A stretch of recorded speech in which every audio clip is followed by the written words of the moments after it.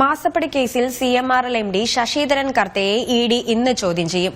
മുഖ്യമന്ത്രിയുടെ മകൾ വീണ വിജയന്റെ എക്സാലോജിക് സൊല്യൂഷൻസ് കമ്പനിക്ക് IT സേവനത്തിന്റെ മറവിൽ 1.72 കോടി രൂപ നൽകിയതിലാണ് ED അന്വേഷണം. ശശിധരൻ കർത്തയ്ക്ക് പുറമെ company CFO, manager, senior IT officer എന്നിവർക്കും ഇന്ന് ഹാജരാകാൻ സമൻസുണ്ട്. ശശിധരൻ കർത്തയ്ക്ക് ശേഷം വീണ വിജയനെയും ചോദ്യം ചെയ്യും. ED സമൻസിലെ തുടർ നടപടി തടയണമെന്നാവശ്യപ്പെട്ട് ശശിധരൻ കർത്ത നൽകിയ ഹർജി തള്ളിയ ഹൈക്കോടതി ഇന്ന് ഹാജരാകാനാണ് നിർദ്ദേശിച്ചിരിക്കുന്നത്.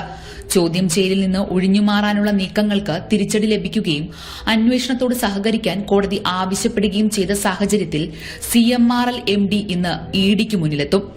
ശശിധരൻ കർത്തയ്ക്ക് പുറമെ chief finance officer KS Suresh Kumar, manager NC Chandrasekharan, senior IT officer Anju എന്നിവർക്കും ഇന്ന് ഹാജരാകാൻ ED സമൻസുണ്ട്.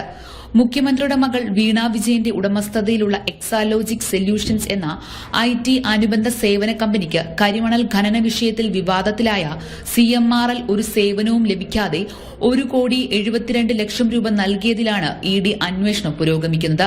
CMRLന്റെ ആദായ നികുതി വകുപ്പിന് കൈമാറിയ കണക്കുകളിൽ രേഖപ്പെടുത്താത്തതായി 135 കോടി രൂപയുടെ വ്യത്യാസം ആദായ നികുതി വകുപ്പ് കണ്ടെത്തിയിരുന്നു.